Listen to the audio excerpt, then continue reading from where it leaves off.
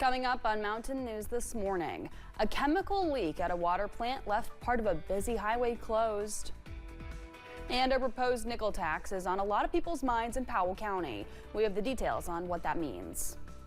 Dedicated to Eastern and Southern Kentucky, this is WYMT Mountain News this morning.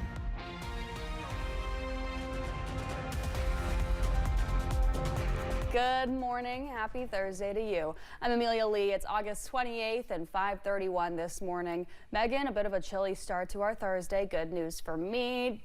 Not sure how other folks are feeling about it, but I'm excited to see people in winter coats soon. Yeah, you took it a little too far there. I'm ready for a little bit of those cooler temperatures, but not the winter coats just quite yet. I'm keeping that in my closet for a long time. But this morning is a little bit on the chillier side. Let's take a look at those temperatures. A mixture of the 40s for most of the region. Only a couple folks in those 50-degree range, 50 in Logan and London, and then 57 in Monticello. But this afternoon will be a little bit warmer than what we've seen this week, mostly the upper 70s and low 80s. So the 80s are making a comeback today, but all in all, not too bad of a Thursday, especially since we're going to stay nice and dry all day long with mostly sunny to sunny skies. It's honestly a perfect forecast as we're rounding out the end of your work week. And take a look at that. High temperatures for the day will be around that 4 p.m. time frame. Amelia. A Logan County, West Virginia man died after an incident at a processing plant. It happened Tuesday at the Marfork processing plant in Whitesville, according to the Mine Safety and Health Administration. Officials say 41-year-old Eric Bartram of Chapmanville was the victim. According to the company he worked for, they say Bartman had 2 decades of experience and was a valued member of the Marfork team. One person is dead after a crash in Wayne County, West Virginia. Officials say it resulted in a road being closed, the one that goes to the Tri-State Airport in Canova. County 911 officials say the crash had nothing to do with the airport, but the airport road was shut down anyway. The name of the person killed in the crash has not yet been released. A car dealership in Nitro, West Virginia is now in cleanup mode after a fire. According to city officials, the fire was reported Tuesday night. They say the fire spread from the front of the dealership, causing some damage. 3 to 4 cars caught fire. Officials did credit the dealership's sprinkler system for helping keep the fire contained. The owner of Walker Chevrolet says he was shocked by what happened. One man driving says he saw the fire from the highway. It looked like huge. I thought, that's why I'm saying, that's why I came by, because I assumed it actually did more than what it did, because it was actually, from what I saw coming down the interstate, I'm like, oh, wow. The state fire marshal has been at the scene of the fire all day yesterday, investigating how it started. A Johnson County man faces charges after he was accused of assaulting his mother and sister. Police were called to a home in Staffordville last weekend during a domestic situation. When they got there, they learned that Russell Wheeler's father had Russell in a headlock to prevent further acts of violence. Police noticed Wheeler's mother was severely bruised and swollen. His sister told police that she'd also been punched in the face. New details in a case where a suspended circuit judge was federally indicted. Federal prosecutors have provided a notice to offer evidence of more reported criminal acts in the case against Howard Keith Hall. According to new filings in federal court, it shows witnesses told investigators Hall employed 2 other people who did little or no work for the Pike County Attorney's Office. We do have more details about this on WYMT.com. A hearing is scheduled for 3:30 on October 7th in Frankfort. Part of a busy highway closed yesterday morning after a chemical leak at a water plant. It happened just off US 25 in Mount Vernon. Officials say a 1-ton cylinder of chlorine began leaking. A hazmat crew was called and the leak was stopped. US 25 was reopened after an air quality check showed no signs of the chemical. One person was treated and released at a hospital, and the water supply service was not disrupted. Well, we are just about halfway through the annual SOAR Summit, and conversations about the future of the mountains are filling the Corbin Arena. And that future includes artificial intelligence. WYMT's McKinley Calandrino spoke to some participants at the summit. The SOAR Summit is designed to grow the Appalachian region one idea at a time. Leaders, innovators, and community members came together at the Corbin Arena to share ideas for Eastern Kentucky, including students and educators. So we believe that in order to be successful in our region, we all have to play our part. So we need an educated workforce, we need a healthy workforce, we need infrastructure, we need all those investments coming together. And we see at the University of the Cumberlands we can play our part by showing students what is possible. Students and faculty with the University of the Cumberlands are among those educating folks on how AI can be a useful tool. And then down here is our AI cafe. So we're serving up coffees, waters, but then we also have some stations where we are just teaching people different ways that they can use AI. Some of the stations were designed to help students use AI as a study aid, to assist building resumes, and even assisting teachers with their courses. Using AI to help make the services that we provide, the courses that we provide better. You know, you can't use it as a crutch, but it's definitely can be a good thought partner and something that, you know, can help you springboard to better ideas. As they inform others about AI while preparing students for what the workforce may look like in the future. In Corbin, McKinley Calandrino, WYMT Mountain News. The SOAR Inspire Awards were also handed out last night. Those go to people, organizations, and communities making an extraordinary impact in Eastern Kentucky. You can see a list of those winners on WYMT.com. Well, a proposed nickel tax is on a lot of folks' minds in Powell County. And a nickel tax is a tax that generates 5 cents per $100 of assessed property value in a district. So if an assessed property is worth $100,000, that property owner would pay $58 per year or $4.83 per month.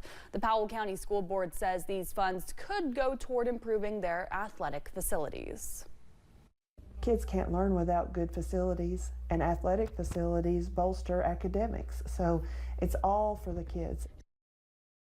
The board has had several meetings about the tax, but some people, like Shannon Denniston, say community members need to have more of a say much sooner. I live in Montgomery County, just a few minutes away. I own property here, but I have no voice. I have no vote on that. I think that's wrong. I think if you own property, that you're a stakeholder, you're invested in the community, it's your community too. The board will have a tax hearing today. Afterwards, the board will set a tax rate. In the meantime, Denniston is working to create a petition to get enough signatures for the tax to go to a public vote. Yesterday, legislators approved a plan that will put federal dollars into local communities across the state for the next 2 years. The interim Joint Committee on Families and Children met to discuss the 2026-27 Community Services Block Grant.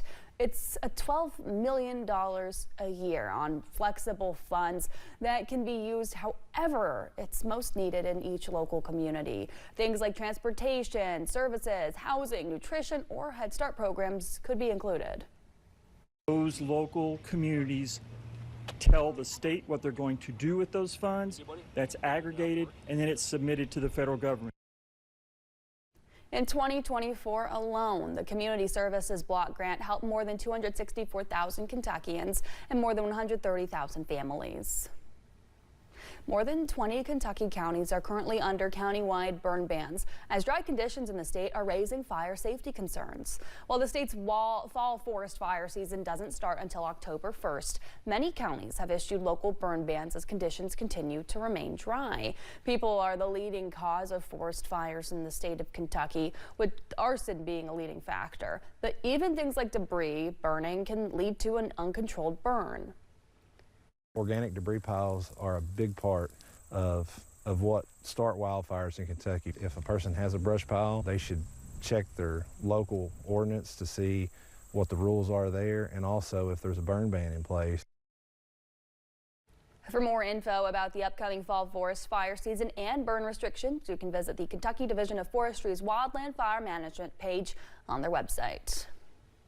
Well, emergency care in Lexington just got a whole lot quicker. Fire Station 16 has a shiny new ambulance. The name of the vehicle is EC13 for Emergency Care 13th. It's the first addition to Lexington's ambulance fleet since 2018. The City Council devotes nearly half of the government's general fund budget to improve public safety. This includes buying new equipment like this and employing the staff it takes to run it. It's a new milestone for Lexington and a new era of more efficient service. Together, we're taking a significant step to ensure that our firefighters and paramedics have the tools that they need to respond quickly, provide the highest level of care, and keep our community safe for years to come. The new Station 16 ambulance will begin responding to emergencies immediately. Lexington Street Voice Council and community volunteers are doing the 3rd annual street survey. That's where the homeless can be heard and advocates for the unhoused can get a clear number of the amount of people living on the streets. Sarah Smith is homeless and she's participating in the street survey. She knows some of the people that they're trying to reach are on the move.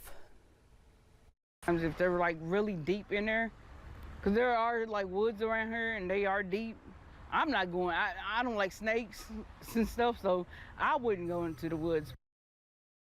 The homeless count last year was about 3,000 in Lexington. This year, advocates expect that number to go up.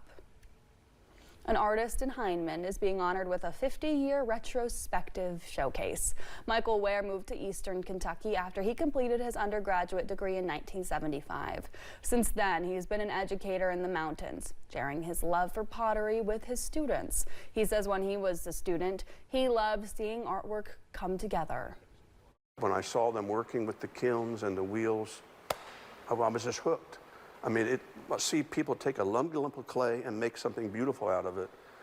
You know, I had to do that, and I got started on it, so I don't think I could ever go back and do anything else. Ware is still a part-time professor at Alice Lloyd College. You can visit his 50-year retrospective at the Hindman Artisan Center on Thursdays and Fridays from 3 to 5. The Kentucky Community and Technical College System is welcoming more than 70,000 students at its 16 colleges across the Commonwealth. It marks a more than 6% increase in enrollment. KCTCS says 14 of its colleges saw increased enrollment.